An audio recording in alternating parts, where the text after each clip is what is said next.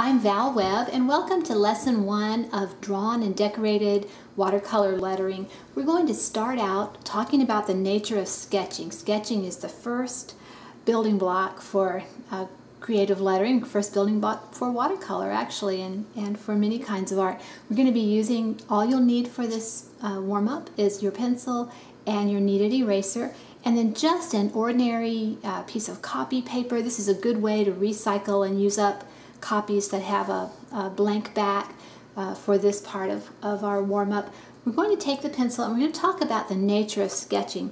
Sketching, by its very nature, is a building process. You are putting something down and then you are looking at it, you are changing it and drawing it again, editing everything that you see as you go.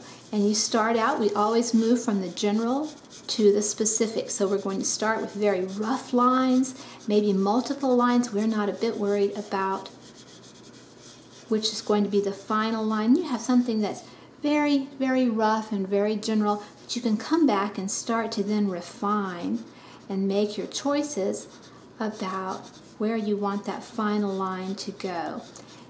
So you start out very rough, very general, very sketchy. No need to try to be neat or tidy.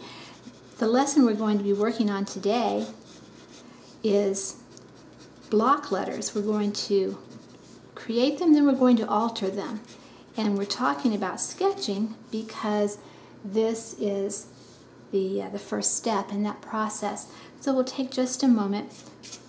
The nice thing about a soft lead pencil is if you get too dark and you need to change something, you can very easily take your kneaded eraser and do something that I sort of call toning down the volume. You can just stick it down. You don't have to rub the paper and abrade it. You can just stick the eraser down and it lightens up the value or the darkness of what you've just drawn.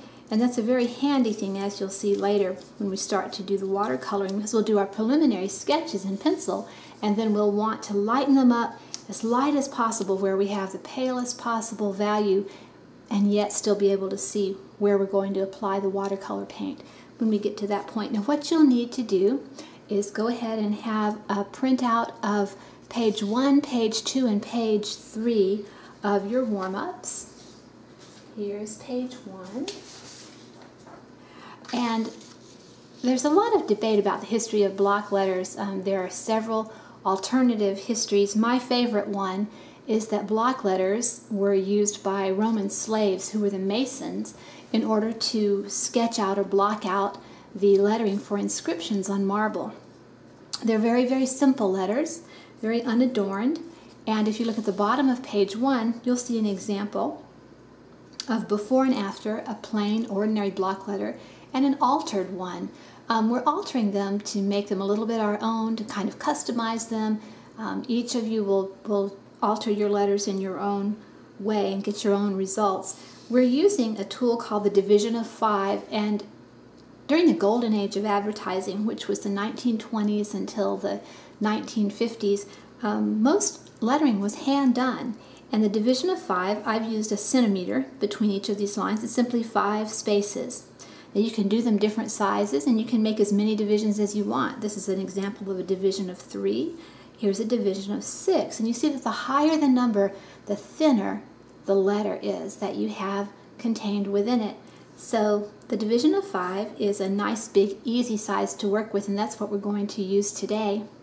The goal in creating a block letter is to keep uniformity of size. In other words, this is kind of our golden mean for this exercise, this 1 centimeter space. We also want a centimeter in between. We want the different elements of the letter to be approximately a centimeter thick. So we're trying to get uniformity. This should look like a square rather than a rectangle, and that kind of tells you that you're on the right track.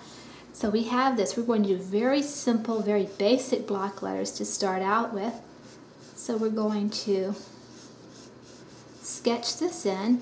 Now when you are, this is a difficult art to make because your wrist actually works like a mechanical hinge, and the natural bend of your wrist helps you to be able to create a smooth arc, and anytime you're going against that arc it becomes difficult. So what I recommend that you do is flip your paper over. Now you're working with your wrist and not against it. Now if you're left-handed, the opposite would apply.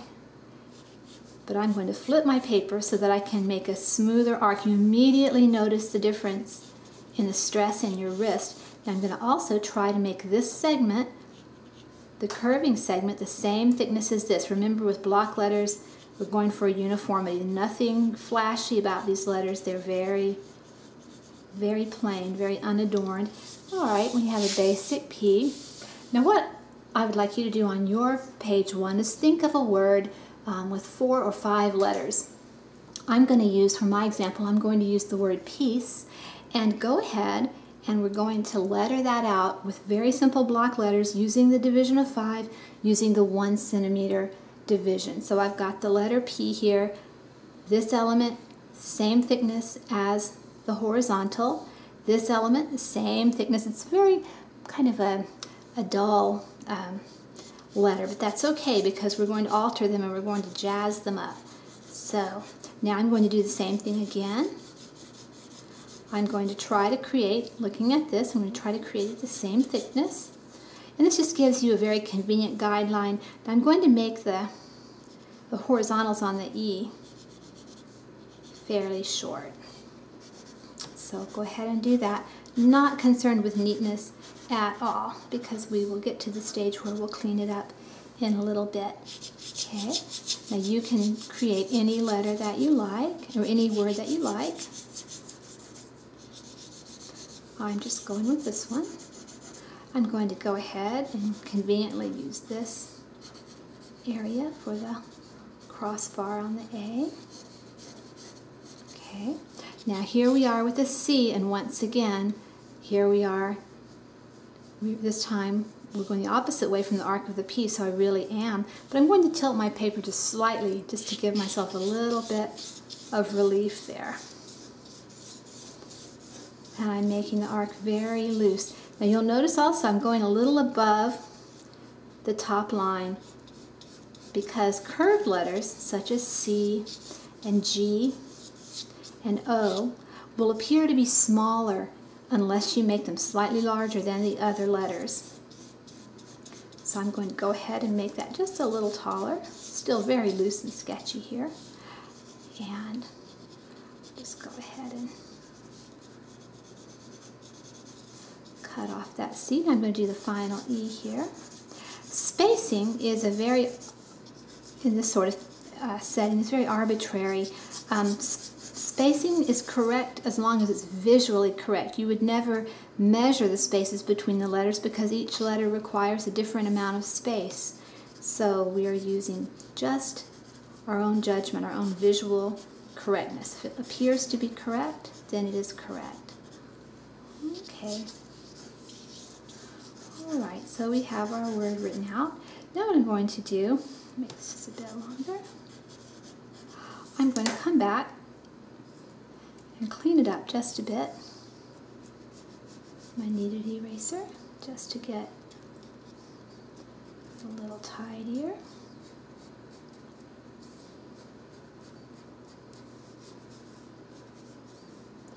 Take off any lines that shouldn't be there. And finally, I can come back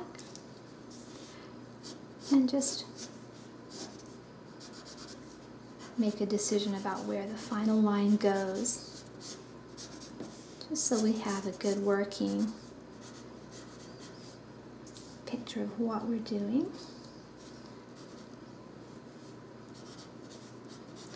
All right, and we'll finish this up as well.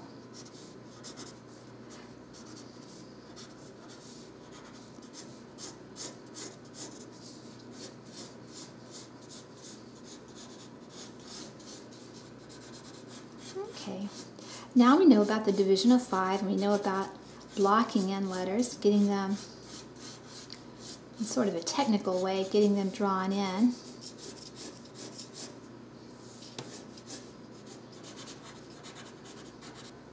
Okay, now I've got my letters sketched in here, and what I'd like you to do is do the same thing on your page 1.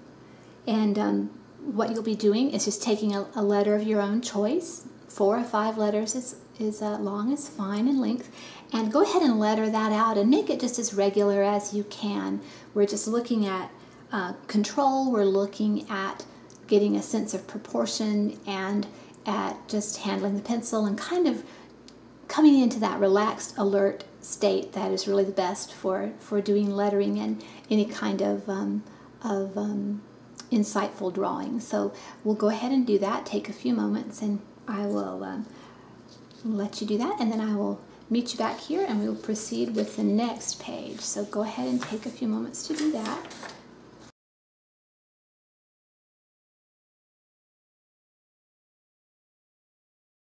All right, we're back now.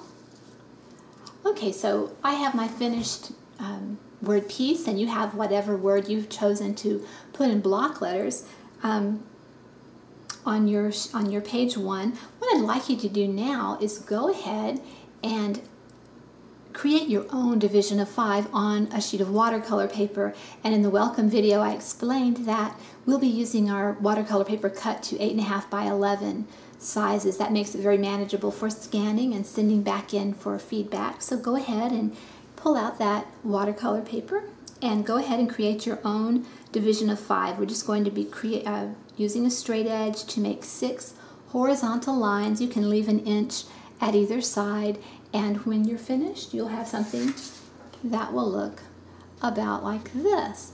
So on your watercolor paper we're creating the rules in pencil, and what we're doing here is we're going to look at the block letters that we just created just as a warm-up, and we're going to now alter them. We're going to give them a little more dynamic personality. We're going to make them a little more your own, and we're going to do that by consistently changing them. And the reason I say consistently is because when you're doing hand lettering, you can break a lot of rules, but consistency is one of the things that makes lettering readable. And the one rule, if there is a single rule in lettering, is that the lettering must be readable.